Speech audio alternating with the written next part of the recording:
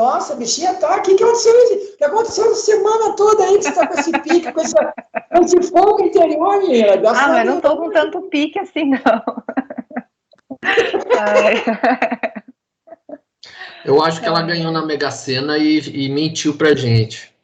Vou disfarçar mais algumas quartas-feiras aqui. Pois, vou sumir.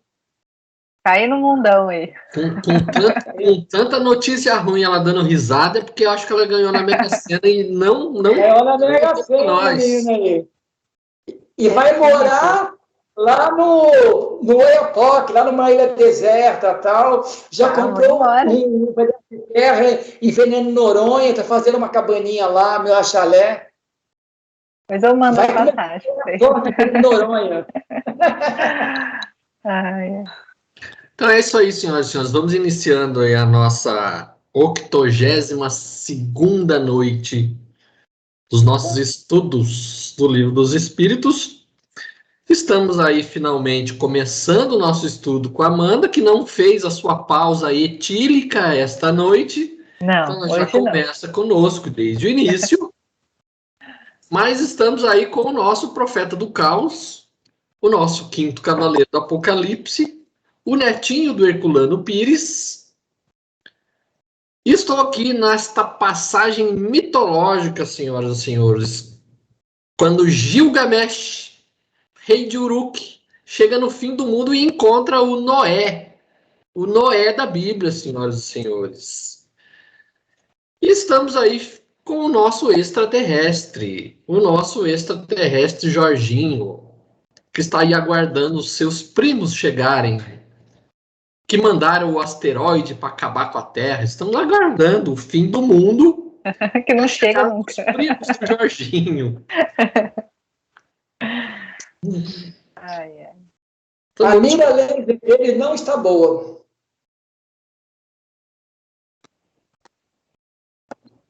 A gente parou, vamos iniciar com a pergunta 700, certo? 700. Poligamia. 700. A igualdade numérica aproximada entre os sexos é um indício da proporção em que eles se devem unir? Sim, pois tudo tem um fim na natureza. E aí, Mandinha, o que é que você me diz de poligamia? Então, eu estou tentando pensar na pergunta aqui. A igualdade numérica. Aqui está dizendo, assim, de maneira bem grosseira, é que cada um tem o seu par. Isso que eu estou vendo. O que também não é uma verdade também, né? Todo pé de chinelo tem um pé que se encaixa. Como já dizia a sabedoria de antigamente. Todo pé de chinelo tem um par. É indício da proporção. Sim, porque a numeração entre homens e mulheres, tudo bem. Mas significa aqui que, digamos assim, todo mundo vai encontrar todo mundo. Quer dizer, cada um tem o seu par específico aqui. Mas nem sempre... Aí você está falando de almas gêmeas. Não tem isso. Na doutrina não tem. Exatamente. Não, a pergunta não é porque todo mundo tem seu par. Não, mas aí é meu negócio aqui, ó. Olha como é que tá a pergunta. Ele tá romantizando já. De proporção segundo o qual eles devem estar unidos. Ou seja, sim. Porque tudo tem um fim na natureza. Quer dizer, aparentemente, na natureza, o número proporcional dá a cada homem e a cada mulher um parceiro, pelo menos um, né? E aqui fala de poligamia. Jorginho tomou a piada por verdade. Fala aí, Babu, que você vai falar. Não, que ele fala de proporção. Tipo, e ele tá falando em questões de casamento. Então não é que cada um vai ter seu par. Então, tipo, pode ter relação homoafetiva. Então, o que ele tá querendo botar aqui, que o que é o comum, é o normal, é quando se ligarem as pessoas, para formar uma dupla, um par. E não para ser que nem lá no mundo que um tem 50 e aqui ele está falando da proporção. Ó, então cada um tem, quando se casar, vamos falar assim, se unir, duas pessoas no máximo, duas pessoas.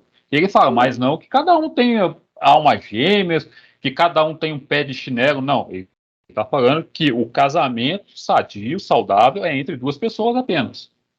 Sim, aí não, porque na verdade digamos assim, deveria ser esse tipo de coisa. Porque, digamos assim, porque na verdade aqui ele está discutindo o afeto sério de parceria entre o macho e a fêmea, mas ele não está dizendo que isso é uma, digamos assim, uma lei de fatalidade, quer dizer, cada um vai casar com uma pessoa que, se nasceu lá em cima, já falou, olha, o nosso casamento foi feito nas estrelas, então nós já viemos para casar. Poxa, não... Aqui o que está colocando é assim, a igualdade numérica aproximada entre os sexos é um indício da proporção em que eles devem se unir, que está falando que assim, que o natural é o monogâmico, não é o poligâmico. Poligâmico. Se fosse o poligâmico normal, tipo assim, nasceria 5 vezes mais um sexo do que o outro. Sim. Como nasce na mesma proporção, a ideia que se passa é que casamento onde tem um marido e 10 esposas, isso não é o normal. Não... O que está dando a entender aqui é isso. Voltado a isso. Não tem nada com alma gêmea, que você tem alguém, um pé de chinelo, não tem nada a ver com isso. Ficou claro agora. Tanto que, cientificamente, é comprovado, de cada 100 nascimentos, aproximadamente 52 são homens, 48 são mulheres. Por quê? Porque a natureza, vamos dizer assim, né? A natureza, ela já coloca que o homem ele morre mais do que a mulher. Então, quando chega na faixa dos 50, 60 anos, a proporção ela se inverte. Fica 52 mulheres para 48 homens. Porque o homem morre mais de doenças porque o homem cuida menos. O homem morre mais por causa das guerras. Então, por exemplo, Guerra do Paraguai, por exemplo, que a gente vamos dizer assim, falado aí por causa da novela que está passando lá, que é nos tempos do imperador, que agora está na época da Guerra do Paraguai. Paraguai, no final da guerra, ele tinha aproximadamente 8 mulheres para cada homem. Cerca de 80% da população masculina do Paraguai morreu na guerra. E aí precisou, nessa circunstância, né, isso é documentado historicamente, depois da Guerra do Paraguai, cada homem teve que casar com 6 mulheres para poder repovoar o país. E aí a proporção, com o passar dos tempos, das décadas, a proporção ela foi chegando naquela igualdade que a gente vê em qualquer país. Então, aqui o que coloca aqui é isso. Essa proporção ela é paritária entre os sexos, que é para dar a entender que tem que ser, a relação é monogâmica, não é poligâmica. Tem uma notinha de rodapé aqui do avô do Opa, então leia para nós.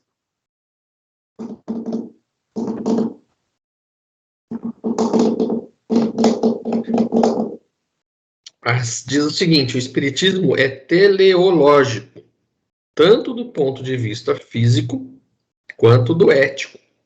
As coisas materiais e os fatos morais, o mundo e o homem, tudo tem uma finalidade, mas não de ordem antropológica. Muitas vezes ela contraria ou escapa ao pensamento do homem. Isso deu motivo à reação antiteleológica da filosofia moderna. A ciência, por sua vez, tratando apenas do plano objetivo, não viu mais que um ângulo do quadro da natureza. Restringiu-se às condições determinantes. Sua natureza analítica não lhe permite abranger o sentido das coisas e dos fatos.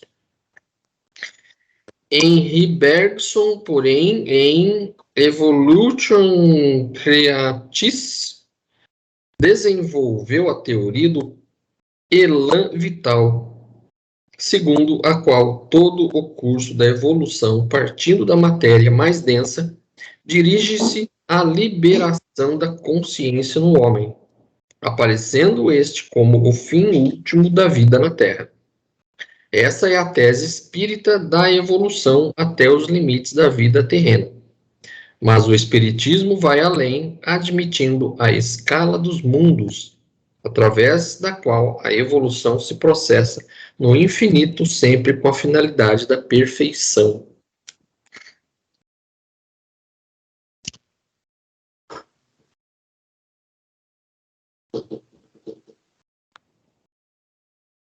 Posso ir? Ou você vai comentar? Não. Então, 701. Qual das duas, a poligamia ou a monogamia, está mais de acordo com a lei natural? A poligamia é uma lei humana, cuja abolição marca um progresso social. O casamento, conforme os desígnios de Deus, deve estar fundado na afeição dos seres que se unem. Com a poligamia não há afeição real, apenas sensualidade. Aí Kardec. Se a poligamia estivesse de acordo com a lei natural, deveria ser universal, que seria materialmente impossível por causa da igualdade numérica dos sexos. A poligamia deve ser considerada como um uso particular ou uma legislação especial apropriada a alguns costumes, e que o aperfeiçoamento social faz pouco a pouco desaparecer.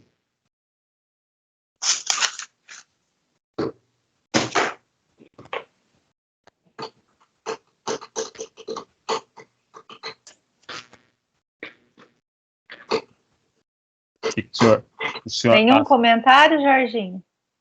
Não, tá tranquilo, porque a poligamia é só um hábito mais dos árabes, né? Nem é uma coisa específica dos árabes e também dos sultanatos, dos marajás, né? Indianos. Mas hoje também nem lá mais tem isso. Eu acho que quem só mantém esse hábito ainda, eu acho que nem os árabes mantêm essa coisa, apesar de que eles ainda mantêm como é que chama? A submissão feminina, né? Através da lei islâmica, a mulher realmente ela é submissa em todos os sentidos ao masculino, porque o masculino é o pátrio poder, realmente. Todo país que segue como lei civil a lei islâmica permite a poligamia. Mas é que é aquele negócio. Lá diz que você tem que... você pode ter até 4 esposas. Isso está no Alcorão. Mas você tem que ter uma igualdade de tratamento para todas. Então, existe e ainda existe. É que talvez não seja mais a prática né, comum. Né? Mesmo porque nem todo mundo agora é capaz de sustentar 4 esposas. Mas na lei é permitido. Porque, Cláudio, porque mesmo os países árabes mais tradicionais, eles vivem uma pressão muito ocidental. Então, apesar deles se vestirem, terem os hábitos do Islã, mas a sua forma de existir é muito ocidentalizada. Basta ver as cidades hoje, né? Arábia Saudita, Bagdá, Bahrein, quer dizer, se você chega lá, você não encontra camelo andando, o que você encontra é carro caro, quer dizer, então, como a pressão ainda por ocidental, em termos econômicos, eu acho que ela começa, apesar de permitir, mesmo ainda com as leis muito duras em relação à mulher, e eu digo nos países árabes, né? Eu não estou falando do Afeganistão, nessa região desses países mais euroasiáticos aí, que também seguem a lei islâmica mais pesada. Mas dos países árabes, aonde, como Dubai, a pressão econômica ocidental faz que eles vivam de maneira um pouco mais ocidental, e uma visão poligâmica seria um pouco, digamos assim, não bem vista em termos de negócio, entendeu?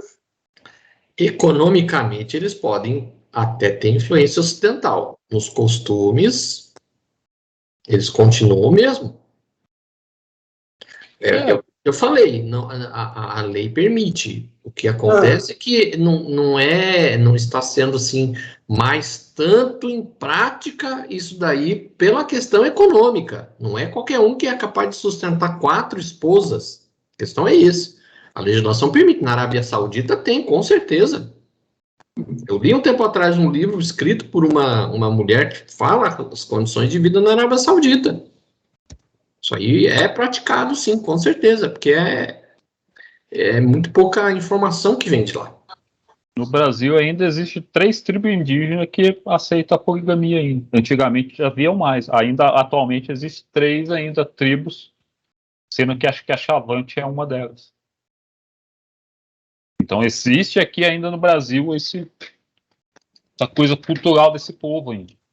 Mas que vai tendendo a acabar, né? Sim. Uhum. Tem outra notinha de rodapé aqui do avô do Babu. Outra? Outra notinha de rodapé. Aonde? Final dessa 701. O senhor não tem, não? Não, minha não tem, não. Minha tem. Eu tenho que seja lá. Então vamos lá. Diz assim: o impulso poligâmico do homem não é um instinto biológico, mas um simples resquício das fases anteriores de sua evolução. Não sendo irracional, nem controlado pelas leis naturais das espécies animais, ele tem o dever moral de refrear esse impulso e sublimar a sua afetividade através do amor conjugal e familiar.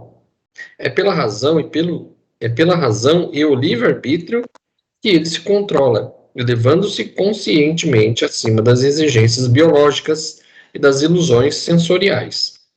Se esse controle lhe parece difícil, maior é o seu dever de realizá-lo, porque maior é a sua necessidade de evolução nesse campo, e também porque o mérito do bem está na dificuldade, como se vê no item 646 deste livro. Só para finalizar, essa questão da poligamia entre os árabes é uma coisa ancestral, não vem com o Islã, tá? Para ser justo, não é uma prática criada pelo Islã, pela religião islâmica, já existia na Arábia pré-islâmica isso. É um costume social deles, porque o que acontecia? Muitas vezes os maridos que entravam em guerra com os clãs vizinhos, as mulheres ficavam viúvas e não tinha ninguém que as sustentasse. Então, na verdade, a poligamia surgiu justamente para não deixar essas mulheres sem um amparo.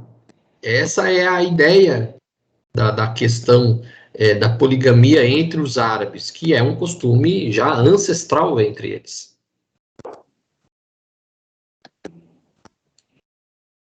Gente, agora vamos entrar no capítulo 5, a lei de conservação, que fala sobre o instinto de conservação, meios de conservação, gozo dos bens da terra, o necessário e supérfluo, privações voluntárias e mortificações.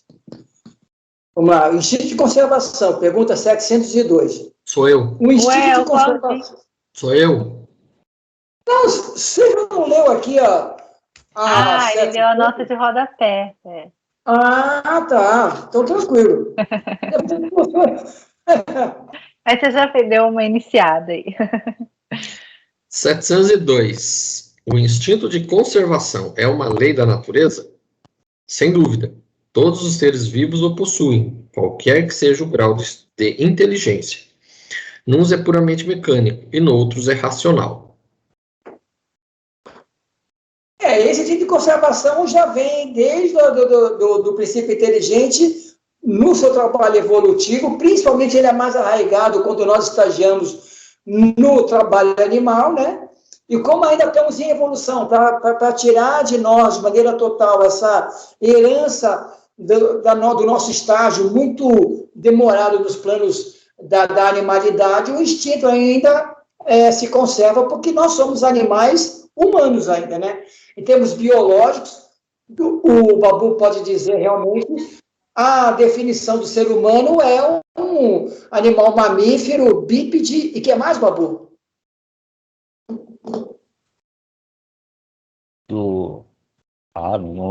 Vou ter que consultar meus cadernos aqui. Assim de cabeça, não lembro. Tem várias. Não vale, não, Babu. Não, tem várias. Né?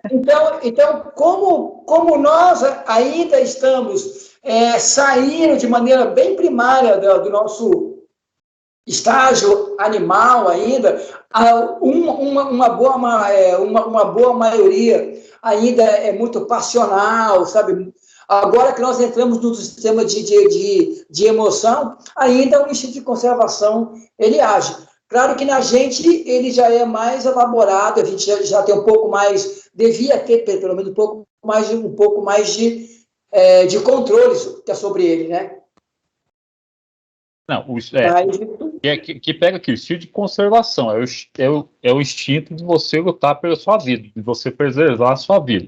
Enquanto estivermos ainda em corpos materiais, esse instinto há na gente, que ele fala, nos animais é puramente mecânico. Então, qualquer batida de pé que você der perto do seu cachorro, ele se assusta, ele se põe em guarda, mesmo que você fale. O homem é racional, o homem vê o perigo presente.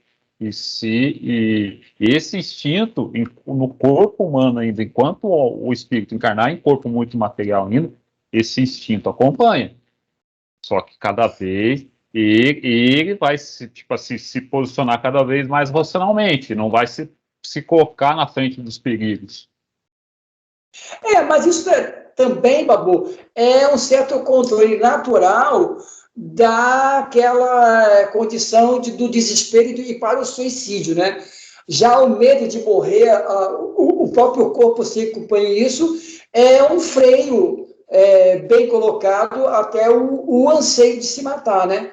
Muita gente praticamente não se mata pelo medo que o próprio corpo tem de morrer, de desaparecer, mas, digamos assim, às vezes esse controle acaba e a pessoa realmente se auto-aniquila, tentando desaparecer, mas o medo da morte ainda é algo necessário para poder ter até esse controle do descalabro, como é que chama isso? De falta de controle, de omissão, de imperícia, né?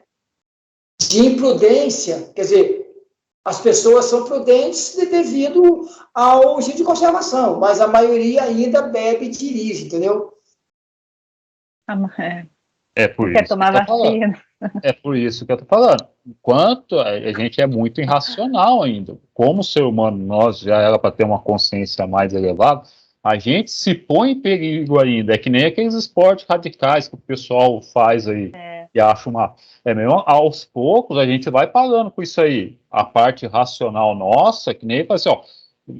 Vai ser cada vez mais racional esse negócio de a gente não se colocar em perigo. Vou beber e vou sair e dirigir o carro. Vou praticar um esporte. Cada vez vai ser mais racional. Porque hoje a gente faz essas besteiras ainda puramente por instinto de prazer. Vou beber todos aqui, depois eu vejo como que eu vou chegar em casa. Vou pular de não sei da onde lá sem paraquedas, alguma coisa lá e vou ver depois. Então a gente faz isso, muitas coisas ainda por prazer, sem pensar nas consequências. E ele fala, cada vez mais o homem racionalizado, o homem espiritualizado, ele vai usar da parte racional. Ele vai pensar, para que eu vou fazer isso? Ele vai se questionar.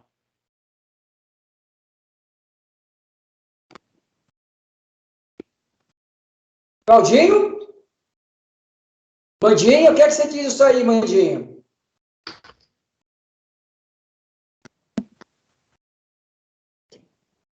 Mas no homem não é puramente mecânico, é só no animal. nas primeiras reencarnações, ainda no corpo muito animalizado, o espírito ainda, ele é mecânico ainda, porque o espírito não tem uma consciência ainda totalmente formada. Mas no nosso estágio era, tipo assim, a gente já, um freio que a gente tem mais, é esse mesmo quando a gente bebe ainda, a gente tem uma parte racional ainda. Mas é quando a gente deixa se dominar pelo prazer, pelo instante ali. Mas como o Babu falou, nós temos ainda homenagens nesse planeta ainda que ainda são muito passionais, quer dizer, esse instinto de conservação ainda mas como um instinto de prazer, de loucura, ou de falta de conceito do que é existir, ainda alguns seres vivem mais na parte instintiva do que já na parte racional, de percepção, perícia, prudência, avaliação de consequência, né? O cara primeiro faz, depois ele leva um choque. Depois ele vê. E aí é danado. Claudinho. Eu penso que assim, ainda, mesmo na gente, ainda existe um pouco dessa mecânica, que às vezes você tá andando, você escuta um estouro, você leva um susto, isso é... Sim, você já olha, já fica meio... E, na verdade, é um instinto. Às vezes, até o instinto mecânico te salva a vida, porque a pessoa faz um negócio meio maluco para sair da frente do carro, quando ela vê, ela nem sabe o que ela fez. Se ela fosse parar para pensar, ela tinha morrido.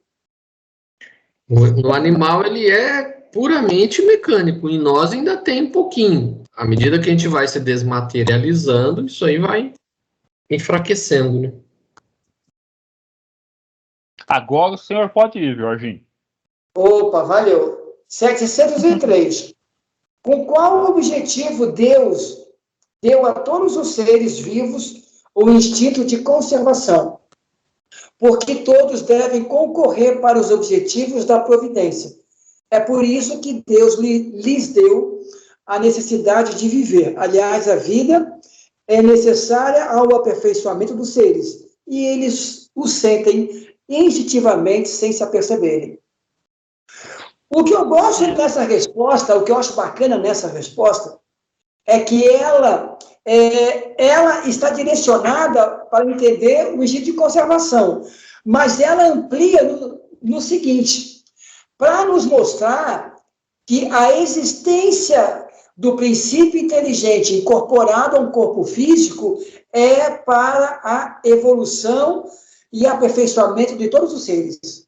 Eu achei muito bacana quando a gente lê essa resposta, e ela dá essa ampliada, não somente no que é a conservação, mas qual é o objetivo de um princípio inteligente / espírito com letra minúscula / espírito com letra maiúscula estarem no corpo.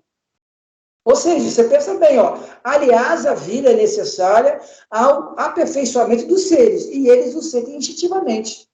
Ou seja, o fato de qualquer tipo de princípio inteligente, não importando o seu grau evolutivo, ele está ligado a um corpo material, a uma forma física para evoluir, para se aperfeiçoar. Eu achei isso muito interessante nessa resposta sutil, complementando a 702, mas ao mesmo tempo o espírito dá uma esticada para se aperceber o aprendizado. Imagina se a gente não tivesse um instinto de conservação. Eu ficava vivo por muito tempo. E eu vou Sim. Para vocês que têm medo da morte, e aí é espírito e tem medo da morte, não, é a consciência pesando sobre isso aí, porque é para se aperfeiçoar, você sabe mentalmente que está aqui para alguma coisa, e a gente fica adiando, só que uma hora a morte vai chegar. Aí essas pessoas que ainda existem aí, eu tenho medo de morrer, é que estão adiando as coisas, porque a morte vai chegar uma hora. Esse medo natural que a gente fala assim, não, mas não estou preparado, é porque a gente ainda não fez tudo, porque culpa nossa, a gente está adiando. Mas, Babu, essa frase que você usou, eu não estou preparado, eu acho que ela tem, digamos, um grande apelo ao erro nosso realmente. Porque nós existimos muitas vezes, aí eu estou 100 com você, 100%, porque nós somos tão materializados que acontece. Você não pensa na morte mais, não pensa que a existência ela é finita, você só vai pensar isso quando você pega uma doença, ou digamos assim, atualmente, você pega a Covid e vai ser internado, aí você fala, meu Deus, eu posso morrer. Aí você fica desesperado, porque você não está preparado para morrer, né? Mas isso também vem em função, Babu, aí eu queria que você falasse mais sobre isso, em relação da matéria pesar muito para nós como sensação, né? Você fica mais preso na sensação do que na forma de viver, realmente. É uma coisa, vamos falar assim, que a gente fosse contratado para fazer uma construção numa ilha paradisíaca. A gente vai lá para trabalho. Só que chega lá, a gente fica encantado com a ilha e não fica fazendo o que era para fazer a construção. A gente fica passeando, tomando água de coco. Fica à toa. Aí vai começar a bater a consciência, ó. Eu tenho tanto tempo para construir o que eu vim fazer aqui. É a condição humana que a gente entra nesse mundo e se deslumbra com as coisas e vai deixando o que é o correto para fazer. Aí é por isso que vem esse assim, não posso morrer agora. A gente está adiando as coisas. A gente fica adiando e a gente tem a consciência disso instintivamente. Por isso que é o medo da morte. Da maioria. Não penso, eu não queria ir. Que evoluir mais. É como se a gente estivesse na ilha. A gente era para estar fazendo um trabalho, só que a gente fica lá curtindo a vida, esquece. A expressão do Claudinho, eu acho que você o atingiu, cara. Babu? Ai, meu Deus. Ai, meu Jesus Cristinho, o cara me achou aqui de novo. Todos nós temos lá... Claudinho, essa expressão sua foi... Todos nós lá temos a nossa programação reencarnatória. Praticamente ninguém chega lá, que é o termo completista, ninguém chega lá, eu consegui fazer tudo que eu me propus a fazer. Quase ninguém. Se você achar 3% aí deixa por satisfeito, cara. Olha, porque nós vamos chegar lá igual o André Luiz, ninguém aqui é completista. Se você chegar lá e não tiver ampliado as coisas erradas que você fez, você já ganhou a encarnação. E depois fala que eu sou o cavaleiro do Apocalipse. Olha o cidadão aí, ó. Não, mas o Babu, a expressão autoacusatória do Claudinho ali já contou a história dele lá. Ele ficou assim. Agora, a Amandinha, eu vou chegar lá, ó, parei de beber. Assim, ó, não é nem comigo. Ele não tá falando pra mim, não foi a Amandinha? A Amandinha vai falar. Não tô com pressa não pra ir, não. Eu tenho que esperar. Muita coisa ainda aqui para evoluir. Por isso que eu tenho medo. É verdade, o que você falou faz sentido. Não, morte não. Pelo amor de Deus, espera aí, né? Pelo amor de Deus! Nada como a nossa estrutura católica para me salvar. Pelo amor de Deus, ainda não. Pelo amor de Deus. Eu tenho muito livro lá em casa. Estou preparada. Fala, Claudinho, desculpa. Eu tenho muito livro lá em casa para ler ainda. Não posso ir agora. Então, tá vendo? Vocês já leram os que o Jorginho deu? Então. Eu já. Claudinha até botou. Agora eu sei que o Babu nem abriu ainda o Espinosa lá. Claudinho, você vai ter que me ter. Ainda não, mas tá aqui na fila aqui. Vou fazer outras coisas. E você, Amandinha, já entendeu o que é o universo aí? Não li ainda. Tô em outro, assim, comigo é mais demorado. Termina um, dá um prazo, aí começa outro. Tem que melhorar a leitura. Melhorar a leitura. O relógio tá correndo. Vamos lá? Vamos lá. Meios de conservação. Pergunta 704. Deus, dando ao homem a necessidade de viver, sempre lhe forneceu os meios para isso? Sim, e se ele não os encontra, é por falta de compreensão. Deus não podia dar ao homem a necessidade de viver sem lhe dar também os meios. É por isso que faz a terra produzir de maneira a fornecer o necessário a todos os seus habitantes, pois só o necessário é útil, o supérfluo jamais o é.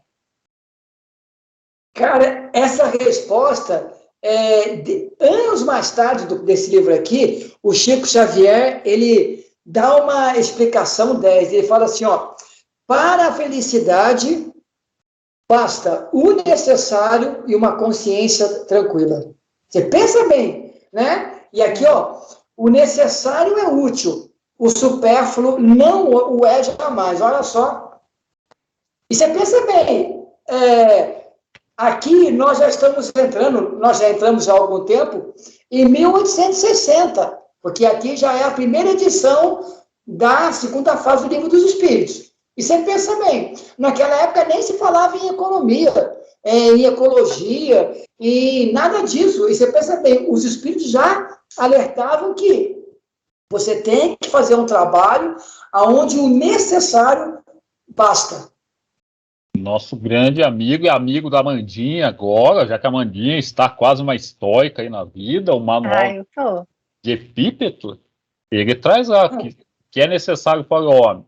É o necessário e o suficiente. Ele coloca lá no manual dele. O homem tem que contentar com o necessário e com o suficiente. Aí bota dentro do necessário o X ainda, né? Não precisa ter muito mais que um X. Só o X basta.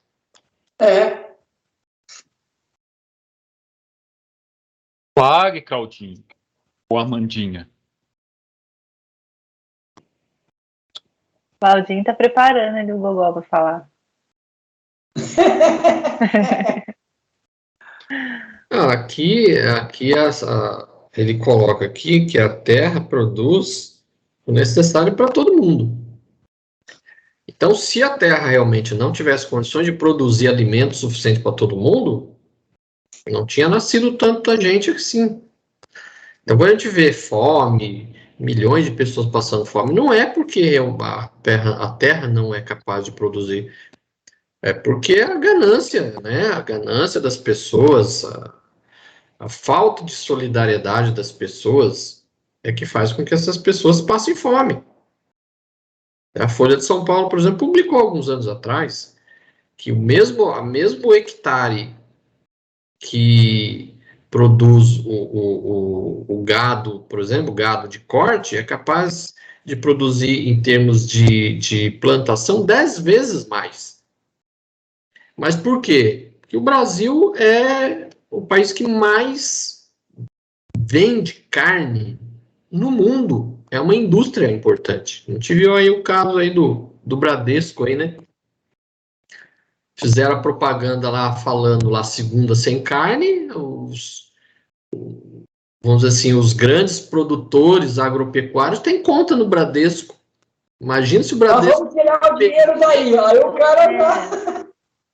Aí eles deram para trás, né? Quer dizer, ou a gente nega que aquela propaganda realmente está falando certo, ou a gente perde as contas desse povo. Então, o interesse financeiro falou mais alto. Então, a gente vê que essa questão de alimentos não é falta de terra para plantar, é falta realmente de interesse das pessoas em distribuir a produção. Porque, o Claudinho, vê se você encontra aí essa pergunta, porque ela pergunta assim, ó, no mundo onde se adora Cristo, essa é a resposta. Nenhuma pessoa deveria passar fome. É uma resposta do Livro dos Espíritos. Eu não sei qual é o nome da pergunta, porque ele fala sobre a fome, ou sobre o trabalho. Mas a resposta é essa que ele dá no Livro dos Espíritos. No mundo onde Cristo é adorado, nenhuma pessoa deveria passar fome. Ou seja, assim, no mundo onde a cristandade é a religião dominante, não era para existir seres humanos passando fome. Eu não sei qual é o número da pergunta, mas eu acho que nós vamos encontrar aqui mais para frente. É aqui nas leis naturais. Eu acredito que seja na lei do trabalho, mas não sei o número da pergunta. Agora, lei do trabalho nós já passamos, já, filho. Ah, então deve ser outra aí, Claudinho, o Babu. Mas eu sei que essa é a resposta. Um dia eu e o Cláudio estávamos conversando exatamente sobre isso, que a fome não é um problema de falta de alimentação. É realmente uma política socioeconômica dos grandes para manter uma série de situações. É a falta de acesso a ela. Eu não sei qual é o problema, mas tem a resposta é essa. No mundo onde Jesus Cristo é adorado, nenhum ser humano deveria passar fome. Eu tô achando essa resposta, eu sou muito católica. Tá no livro. Não, mas está no livro do Espírito, eu acho tô demais, achando cara. uma coisa Será que muito não foi na Bíblia? Eu tô achando uma coisa muito Não, católica para estar no livro dos Espíritos, a resposta. Aonde Cristo. Acho que Jorginho foi Porque, na coroinha. verdade, Jorginho foi a coroinha e Bíblia ele é aí um tá livro tirando agrário, as na verdade. ações. Porque, ó, porque depois. porque a Bíblia, na verdade, é um livro agrário, né? Então, ela não tem esse problema. Porque vocês pensam bem, ó, de 100% de terra agricultável no mundo, 70% dessa área ela é colocada para soja e milho, que é para fazer ração para alimentar boi e suíno. Quer dizer, a gente vive com a diversidade com 30% só. E, apesar de ter tanto boi, existe subnutrição no mundo. E existe fome no mundo, né? É o próprio processo, né? O gado, para estar em estado de corte, ele leva anos para poder estar pronto. A plantação, às vezes em um ano, ele, às vezes, dependendo do tipo de produto, dá 2, 3 colheitas no ano. Por isso que o levantamento que foi feito na época, que foi publicado na Folha, colocou que no mesmo espaço de terra, plantação tem uma produtividade 10 vezes maior. E sem o gasto de água, porque manter o animal pela quantidade dele, pelo litro de água, o consumo é muito maior.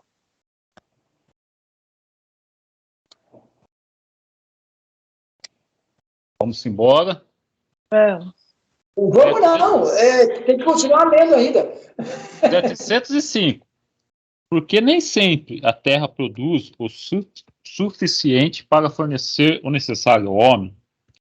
O homem a negligencia por ingratidão, e, no entanto, a terra continua sendo uma excelente mãe. Além disso, ele ainda acusa a natureza por sua própria imperícia ou imprevidência. A terra produziria sempre o necessário se o homem soubesse se contentar. Se o que produz não é o bastante para todas as necessidades, é porque emprega o supérfluo, o que deveria utilizar no necessário. Observai o árabe no deserto, encontra sempre com o que viver, porque não cria necessidades artificiais. Porém, quando a metade da produção é desperdiçada para satisfazer fantasias, deve o homem se espantar de não encontrar nada em seguida, e terá razão de se queixar por estar desprovido quando chega a época da escassez. Na verdade, não é a natureza que é imprevidente, é o homem que não sabe regrar sua vida.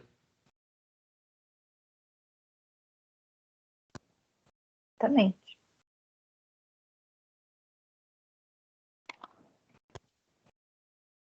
A gente culpa a natureza, né?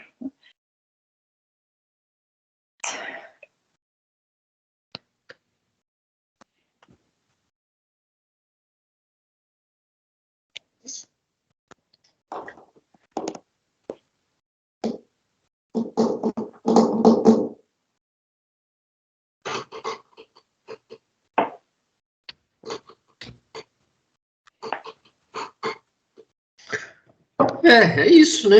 O ser humano ele está na Terra para ele aprender a conviver com a natureza, ele aprender com o trabalho, né?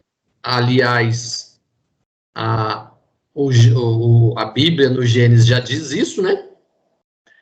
Vai tirar o pão com o suor do seu rosto, então, ou seja, é para o homem desenvolver a sua inteligência e tudo mais, trabalhando na Terra. Agora, se ele fizer isso corretamente, não vai faltar. O problema é que é justamente essa que é a questão. Mas, ô Claudinho, A gente não sabe aproveitar. Né? Mas, ô Claudinho, essa colocação no Gênesis dá a impressão de ser mais um castigo, porque essa colocação é quando Adão e Eva, eles comem do fruto do bem e do mal. Então, Deus os expulsa do paraíso. Então, essa colocação, né, no Gênesis dá sempre uma ideia de que trabalhar para produzir é mais um castigo do que uma necessidade evolutiva, né? Infelizmente. Essa é a conotação que o ser humano deu, como a gente já tinha discutido anteriormente, que a gente gosta de ficar numa boa, a gente não gosta de esforço. A intenção não é essa, a intenção é fazer com que o homem aprenda com o trabalho e desenvolva sua inteligência, né? Não a gente já falou sobre nessa parte que fala sobre o trabalho. Essa parte de Adão é a parte do livre-arbítrio com a responsabilidade. Você vai colher aquilo que você fizer.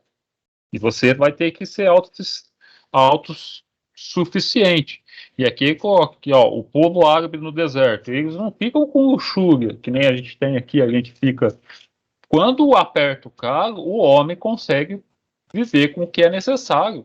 Até em tempo de crise hoje, que infelizmente a gente vê no nosso Brasil o pessoal revelando lixo, mas você pega a classe média, que é a classe pobre golden, né, Prus, eles retiraram um monte de coisas, tipo assim, que eram supérfluas, que ficavam ali. Então, quando aperta, o homem sabe o que é necessário, o que é o bastante. Exatamente. Vai, Claudinho.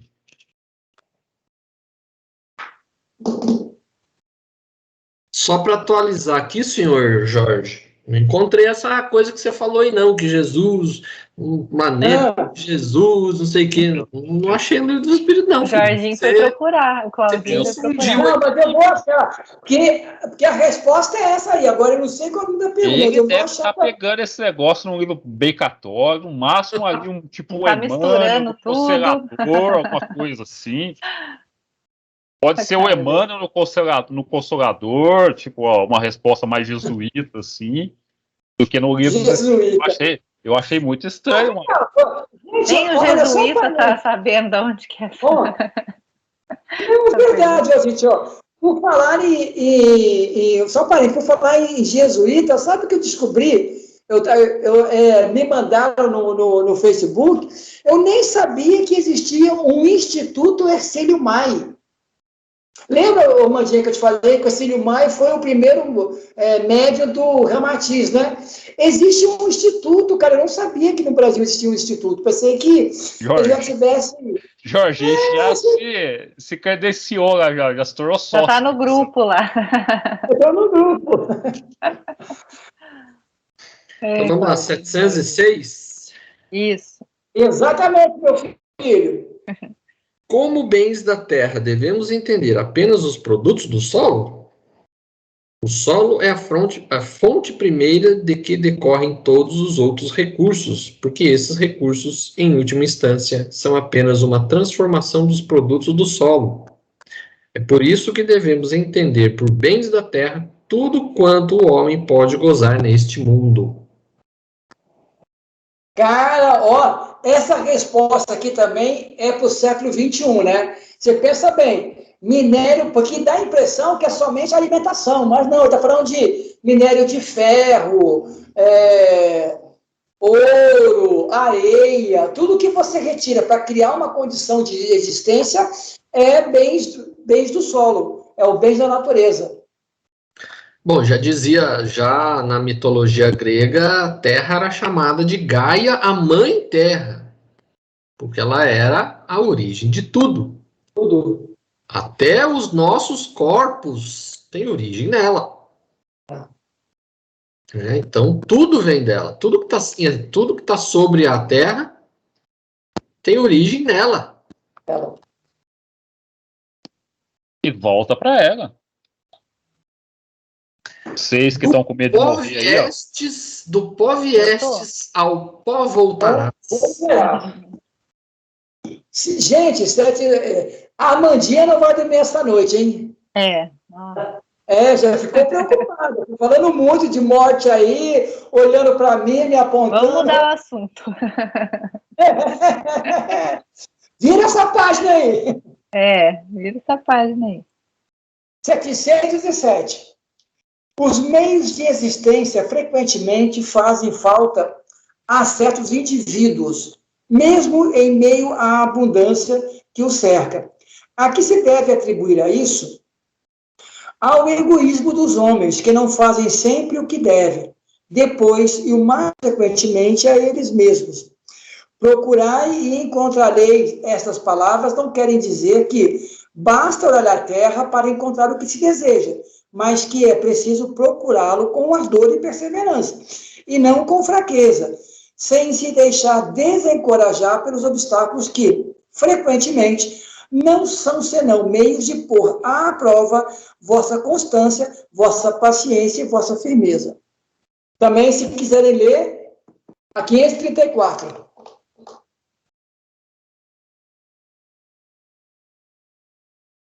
Alguém vai ler aí, não?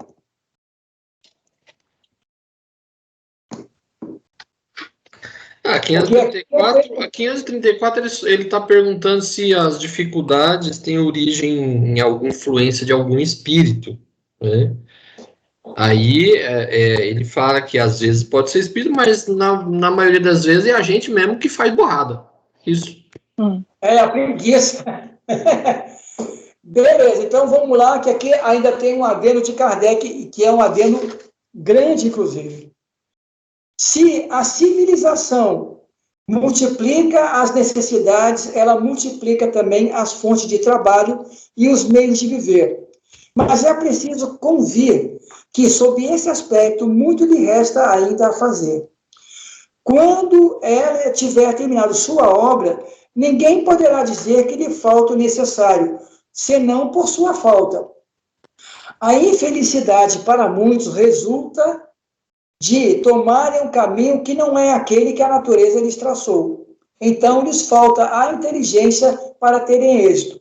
Há para todos lugar ao sol, mas com a condição de aí tomar o seu, e não o dos outros. A natureza não pode ser responsável pelos vícios da organização social e pelas consequências da ambição e do amor próprio. Entretanto, precisar-se-ia ser cego para não se reconhecer o progresso que se efetua sob esse aspecto entre os povos mais avançados. Graças aos louváveis esforços que a filantropia e a ciência juntas não cessam de fazer para o melhoramento do estado material do homem, e malgrado o aumento incessante das populações, a insuficiência da produção, atenuada pelo menos em grande parte, e os anos mais calamitosos não tem nada de comparável aos de outrora. A higiene pública, esse elemento tão essencial da força e da saúde, desconhecida de nossos pais, é objeto de uma solicitude esclarecida. O infortúnio e o sofrimento encontram lugar de refúgio. Por toda a parte, a ciência contribui para aumentar o bem-estar. Pode-se dizer que se alcançou a perfeição. Certamente não. Mas o que se faz da medida do que se pode fazer com a perseverança. Se o homem for bastante sábio para procurar sua felicidade nas coisas positivas e sérias, e não nas utopias que o fazem recuar ao invés de avançar.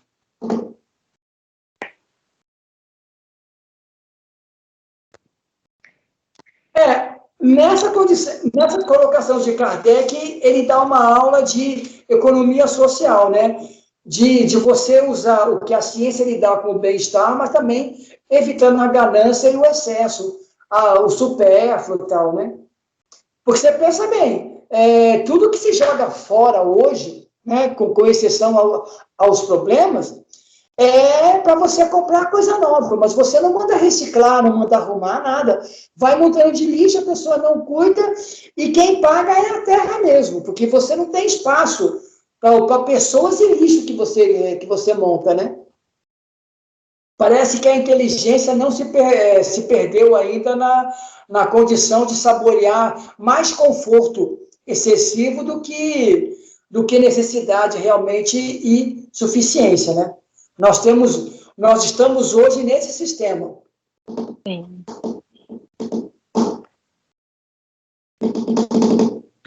708?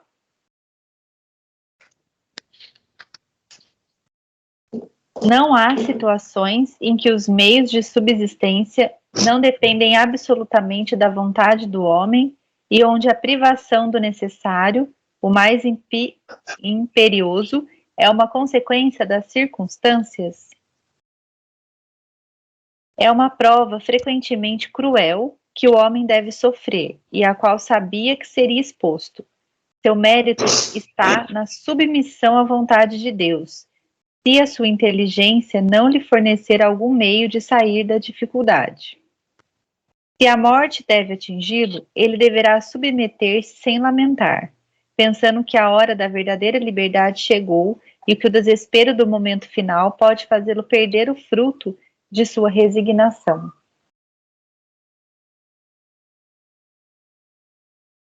Não, porque, gente, essa resposta fala realmente isso que o Babu trouxe de epiteto, né? Quando você sai do seu suficiente, alguém realmente que mora ao lado fica na necessidade. Porque nós entendemos bem essa situação no planeta. Ele é uma esfera. Se você consome mais do que você precisa, alguém não vai conseguir consumir o que precisa. E se você toma 3 pedaços de terra, alguém não tem uma para fazer. Entendeu? Então, essa é a questão. Quando nós somos mais equilibrados em termos de ganância, né? Porque a ambição é algo útil. É ela que te impulsiona na sua libido para crescimento. Mas a ganância é como um carro desgovernado na ladeira. Você não vê saciedade na ganância, né? Tudo tem que ser meu, para mim.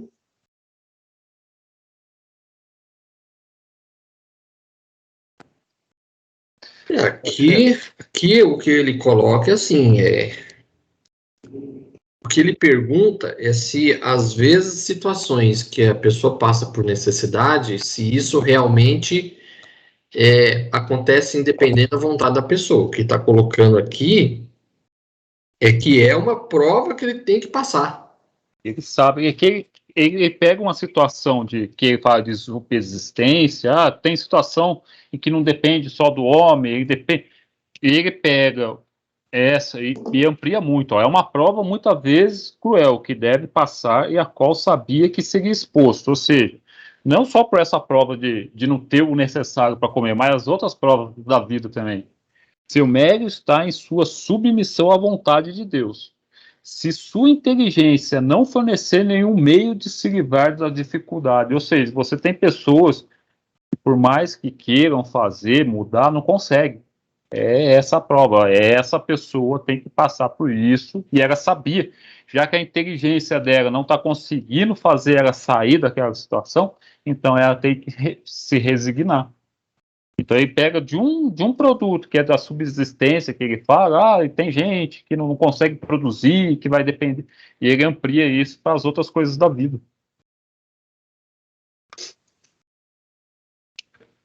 E fala, senador, eu cortei o senhor. Não, é isso. Às vezes a situação, a pessoa precisa passar por algum motivo, né? Ela precisa passar. Isso talvez sirva como uma forma de disciplinar aquele espírito. Às vezes é um espírito que viveu sempre na abundância, desperdiçando tudo, não dando valor para as coisas que ele tinha. E aí, numa seguinte, ele vem numa situação mais severa, né, de restrição, para que ele possa dar valor às coisas. Então, aí ele precisa passar por essa prova, que é de passar por necessidade, para ele entender o valor das coisas. Né? E, mais uma vez, ressaltando que isso não é imposto para ele por Deus. Foi Deus está... Uhum. É ele próprio que, na sua programação espiritual, ele coloca isso para ele se corrigir. Então não é que ele passa necessidade porque não tem, é porque é uma prova que ele precisa passar. É uma forma de discipliná-lo. Posso ir? Pode. Vai em frente. Certeza. 709. Aqueles que, em certas posições críticas, se viram obrigados a sacrificar seus semelhantes para se alimentares de cometer um crime, nesse caso, o crime pode ser atenuado pelas necessidades de viver que lhe dá o instinto de conservação. Já respondi ao dizer que não há mais mérito em sofrer todas as provas da vida com coragem e abnegação. Nesse caso, há homicídio e crime de lesa natureza. Faltas que devem ser duplamente punidas. Olha que interessante nessa pergunta e nessa resposta. Ele pergunta quase uma coisa semelhante que ele perguntou lá atrás em relação aos selvagens quando comem os semelhantes. Lembra disso? Ele falou, de acordo com os costumes que serão abrandados de acordo com o conhecimento. Ou seja, há uma atenuação quando um selvagem pratica o canibalismo. Aqui ele já fala da situação do homem civilizado. Quer dizer, o homem civilizado hoje não entra numa situação, né, onde, digamos assim, você tem que matar alguém para poder se alimentar. Você está num barco, por exemplo, num naufrágio. Quer dizer, ele fala que você tem que pensar muito mais do que o selvagem. Você lembra dessa pergunta, dessa resposta? Essa aqui é quase semelhante, mas ele pega o seguinte, lá é o selvagem na selva, na mata, com os seus costumes ainda. Aqui não, aqui já é uma pessoa na sociedade, numa situação onde talvez a sua vida esteja em risco, e ele pergunta, ele é atenuado? Ele fala que não. Já respondi dizendo que a maior mérito suportar as provas da vida. Há homicídio e crime de lesa natureza. Olha que interessante. O selvagem tem a atenuação ainda de não compreender o que tem que passar. Aqui não. Aqui você já sabe. Aí nós entramos nessa ideia daqueles jogadores dos Andes, lá nos anos 70. Então, o selvagem é como se fosse uma criança. Uma criança, você não vai exigir dela um conhecimento, um raciocínio, um discernimento igual de um adulto. Aqui é como se fosse um adulto. Então a gente já está careca de saber que a gente não tem que matar os outros para matar a fome. Então aí nesse caso é um crime. A gente sabe que é um crime. O selvagem não sabe, que lá é costume dele. Então ele está mergulhado naquela cultura ali. É um espírito ainda atrasado. Vá, Claudinho. 710. Nos mundos... Calma aí. É 710 mesmo. 710. 710. Isso. Nos mundos onde a organização...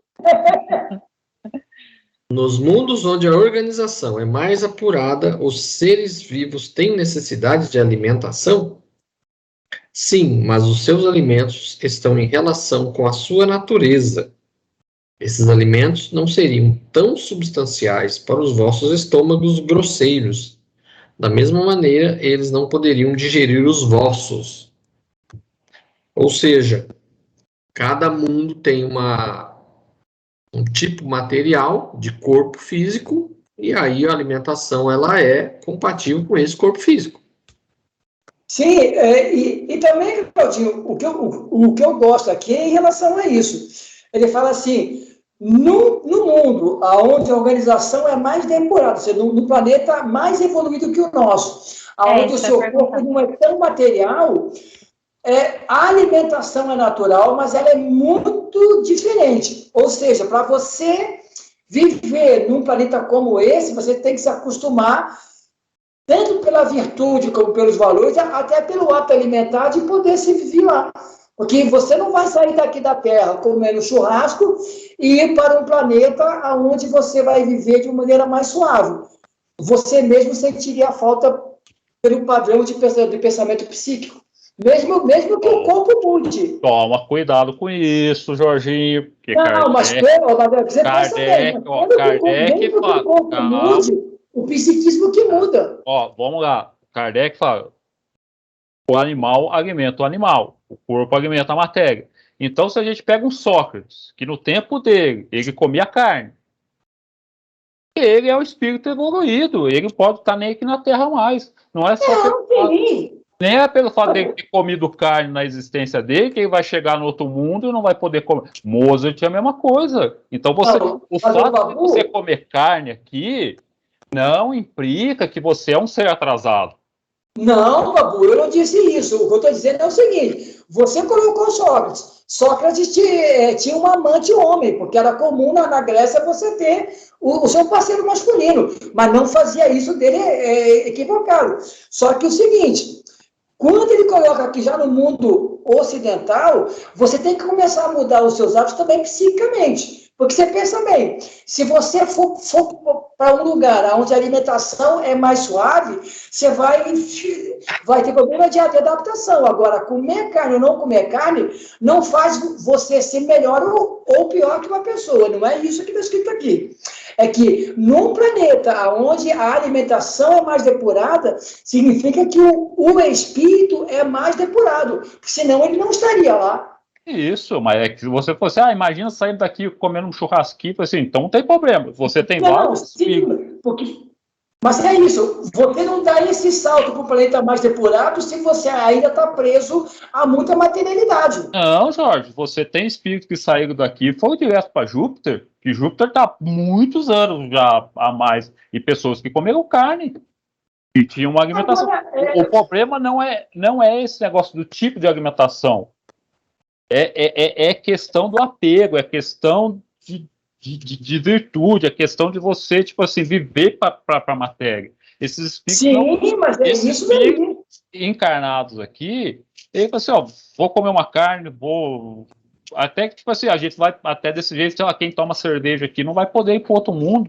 Se a pessoa fizer um uso consciente do álcool, mesmo porque a gente sabe que o álcool não é indicado para a saúde, essa pessoa vai para outro mundo tranquilo. Então é questão de virtude, é questão de você não ser apegado às coisas, viver, eu preciso da cerveja do final de semana.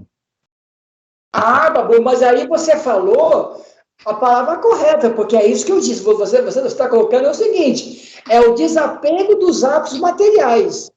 Exatamente. E por isso que esses toques passou aqui, comeu carne normal, teve pessoas que vieram aqui, teve uma alimentação, só que não se apegaram a esse tipo de alimentação, não ficaram.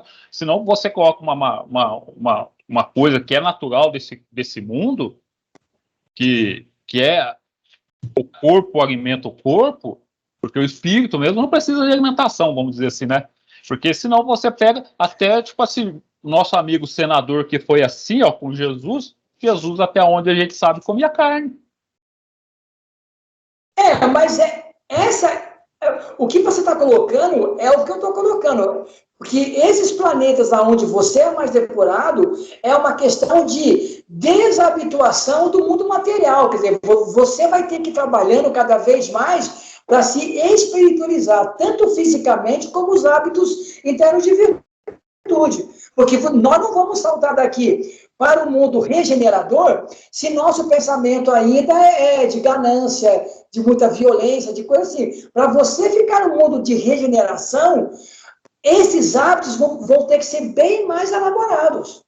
Senão você vai voltar para um planeta de prova e expiação no seu meio, porque é onde ainda o seu hábito, a sua condição psíquica e espiritual vai te dar um corpo passivo. Agora, se você já trabalha hábitos de virtudes cada vez mais elaborado, você vai conseguir, digamos assim, encarnar ou se acoplar a um mundo onde a virtude é mais elaborada.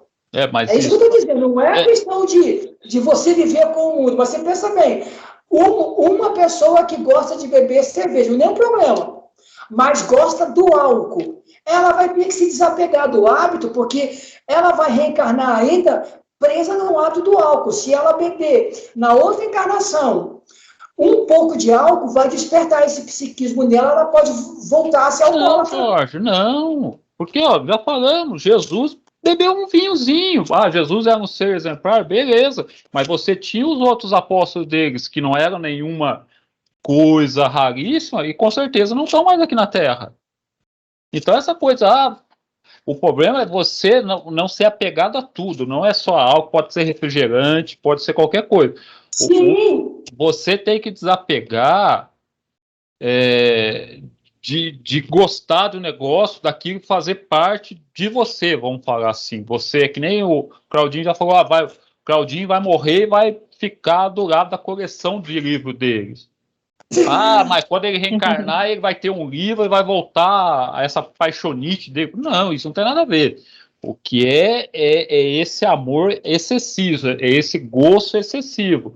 Então, pelo fato de você beber um vinho, você comer uma carne, isso não quer dizer, senão você impõe barreiras que são ilógicas para a doutrina. Não, mas vem cá, mas o que você falou é correto, porque essa é a ideia. Gostar demasiado de sexo, qualquer coisa que te prenda ao mundo material, no mundo mais depurado, você vai ter um problema. Você vai ter que primeiro desapegar materialmente. Tanto é que nos livros que a gente leu hoje em relação ao desencarne, quanto mais você ainda se mantém preso ao corpo, maior dificuldade você tem de despertar completamente no plano espiritual. Mas só quando você vai se dissolvendo esses conceitos de drenagem, vamos chamar assim, material, aí você fica mais lúcido no plano espiritual. Porque você está preso ao lado. O que é isso? Isso aí é consciência, Jorge. Você vai se despertando e você vai vendo assim, eu não necessito tanto disso. Sim, exatamente. Beleza. Claudinho, diga aí, meu filho. Por exemplo, se é uma pessoa que é acostumada a churrasquinho, gosta de um churrasquinho, aí ele vai para um planeta mais avançado que não existe churrasquinho, como é que ele vai sentir vontade de algo que ele não conhece lá naquele planeta? Uhum. Então, na verdade, vamos dizer assim, é um vínculo que ele ainda sente com essa matéria nossa aqui. Mas isso não significa que Chico também comia carne. Mas aí que tá. Eu coloquei isso aqui exatamente por aquele ponto principal que teve no nosso lar. Não sei se vocês lembram no início do nosso lar, daquela revolução alimentar que teve com o pessoal já desencarnado. Vocês lembram disso? Que o diretor do nosso lar, lá no começo, teve que criar uma lei, brigou mesmo com o pessoal, que a alimentação não ia ser material no plano espiritual, eles vão ter que se readaptar à ideia psíquica disso. Mas não tem como ter alimentação material de carne no nosso lar, Jorge. Não, mas fosse qual fosse ali. Mas por isso ele teve que dar uma coisa, e aí virou a chamada sopinha que tem lá. Mas na época, os caras que desencarnavam presos a esses hábitos queriam encontrar no nosso lar, como se fosse algo material, aquilo que eles tinham na Terra. Esse ciclo vicioso. É isso que ele está falando. Não é que tenha carne no nosso lar, que um dia chegou a ter carne, o bife que a gente tem aqui chegou a ter. Isso não. É a mesma coisa. A gente precisa, que hoje eu estava lendo de novo, aquele negócio que André Luiz coloca, o espírito ovoide. O espírito não fica ovoide, fica naquela situação. Aqui ele quis representar uma ideia. E hoje se tem no meio espírita, não, que tem espírito ovoide, que o obsessor pega o ovoide e cola no perispírito. Criou umas lendas urbanas no meio do espiritismo que André Luiz quis dar um entendimento e as pessoas levaram ao pé da letra. E a carne no nosso lar foi uma questão dessa. E o pessoal não tinha carne material no nosso lar. Não tinha carne material. Não tinha. Mas era isso que você falou, era o psiquismo do pessoal ainda muito materializado, não se adaptando ao mundo diferente. Tem que criar, digamos assim, tem que desconstruir para você se reconstruir de maneira diferente. Porque quando nós desencarnamos, e eu acho que é isso que ele coloca aqui, o nosso psiquismo, para estar no patamar mais depurado, ele também tem que estar preparado para encarnar no mundo mais depurado. Porque se nós voltarmos ao planeta de prova e expiação no seu começo, nós nós vamos se sentir um pouco desconfortável, porque o corpo ainda vai ser daquele tempo antigo, entendeu? Você só vai para um planeta quando você não tem necessidade, né? Nós já falamos, ó, Sócrates esteve aqui, comeu carne e foi embora. Eu também acho isso. Eu acho que essa questão até onde a gente saiba, pelos seus escritores, gostava de banquete. Ele gostava que era comum na Grécia naquela época. Banquete, tinha... Então, ele comeu uma carne, bebeu seu vinho e foi embora desse planeta. Então não tem essa, eu preciso. O que a gente precisa é o desapego material de tudo. Não é de carne, não é... A palavra que você usou é legal aí.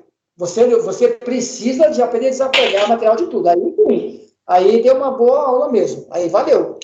Porque é isso que a gente tá consensuando aqui. Cadê a Amanda? Uma pessoa que gosta... Derrubei alguma coisa aqui.